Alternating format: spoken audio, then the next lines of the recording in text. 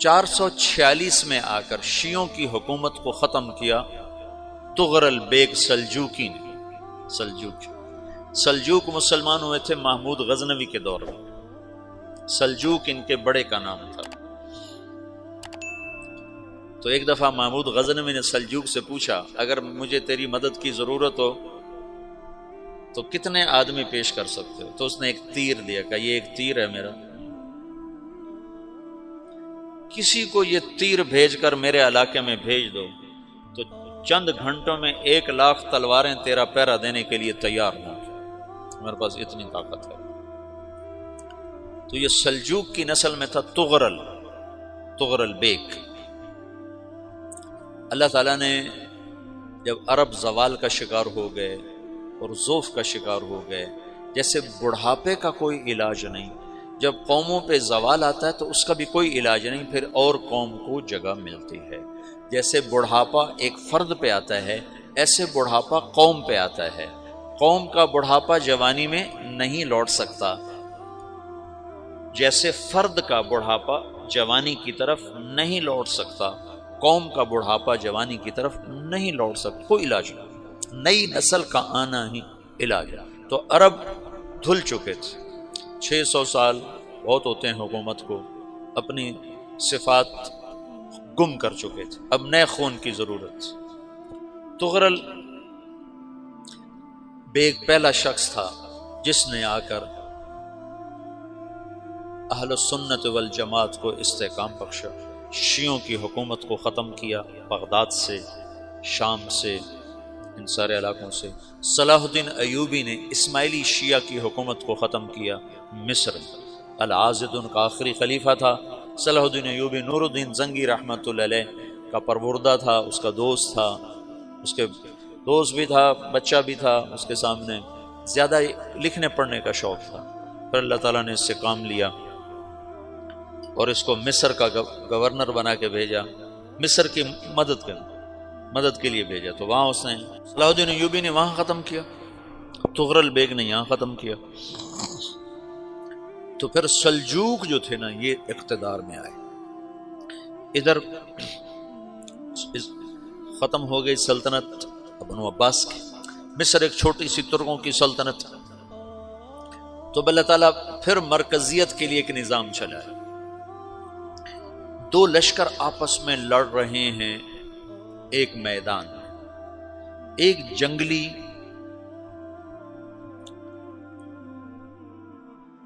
بدوؤں کا قافلہ، جنگل کے لوگ اپنے قبیلے کو لے کر، ایک جنگلی قبیلہ اپنے سردار کے ساتھ نقل مکانی کر رہا ہے ایک جگہ سے دوسری جگہ۔ اللہ کا نظام کہ یہ لوگ چلتے چلتے چلتے اس وادی میں پہنچ گئے جہاں جنگ ہو رہی ہے، دو لشکر آپس میں لڑ رہے ہیں۔ جب یہ وہاں پہنچتے ہیں تو ایک لشکر کے قدم اکھڑ رہے ہیں اور دوسرا غالب آ رہا ہے۔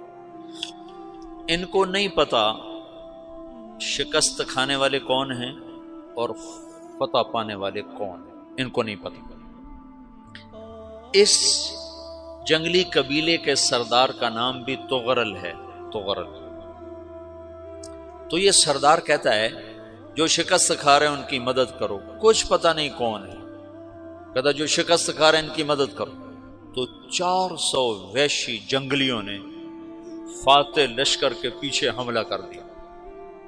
وہ تو ایک کافی ہوتا تھا، 400 دوڑ جب تلواریں پڑیں تو چند لمحوں میں نقشہ بدل گیا، بھاگنے والے جم گئے اور جمنے والے بھاگ پڑے۔ جب جنگ ختم ہوئی تو شکست خوردہ لشکر کے بادشاہ نے ان کو بلایا، اسے پوچھتا ہے مجھے جانتے ہو میں کون ہوں؟ کہا نہیں۔ کہا تو تم نے میری مدد کیوں کی؟ کہا انسانی ہمدردی کی وجہ سے، تمہیں شکست ہو رہی تھی اس لیے تمہاری مدد کی۔ پھر اس نے اپنا تعارف کرایا، میں ہوں سلیمان سلجوقی، ترکی کا بادشاہ۔ مسلمانوں کا لشکر تھا اور تاتاریوں سے شکست کھا رہا تھا، تاتاری فتح پا رہے تھے، مسلمان شکست کھا رہے تھے۔ تو وہ اللہ کی غیبی مدد بن کر آئے، تو وہ اس سے کہتا ہے میرے ساتھ رہنا پسند کرو گے؟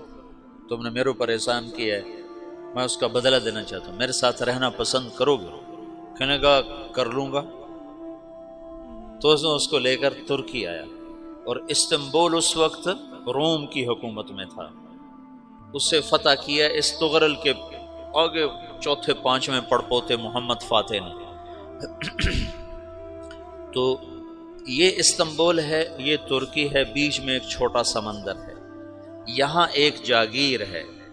تو سلطان سلیمان کہتا ہے یہ جاگیر تجھے وقف ہے، ادھر سے رومی مجھے تنگ کرتے ہیں حملے کر کر کے، تو میرا دفاع کرتے رہنا، یہ جاگیر تیری۔ اس جاگیر پہ اس نے اپنے قافلے کو آباد کر دیا، اپنے قبیلے کو، اور ایک چھوٹی سی حکومت بنا لی، جو ایک صوبہ سمجھو سلمان سلجوقی کا، وہ ایک چھوٹا سا صوبہ ہے۔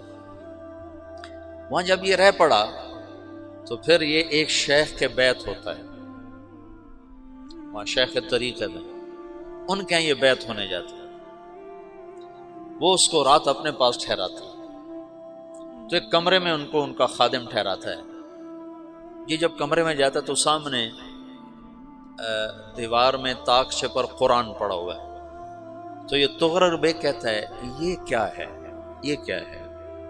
تو وہ خادم کہتا ہے یہ کتاب اللہ ہے، قرآن ہے۔ اچھا، وہ اس کو وہاں چھوڑ کے باہر چلا جاتا ہے۔ وہ دیہاتی آدمی، جنگل کا رہنے والا، پہلی دفعہ زندگی میں قرآن دیکھا، وہ کہتا ہے یہ قرآن ہے، اللہ کی کتاب ہے، میں اللہ کی کتاب کے سامنے سو جاؤں، کتنی بے ادبی ہے۔ تو اس نے ایسے قرآن اٹھایا اور سر پہ رکھ لیا اور کھڑا ہو گیا، ساری رات قرآن سر پہ رکھ کے کھڑا رہا۔ رات کے پچھلے پہر اس کو خواب آیا،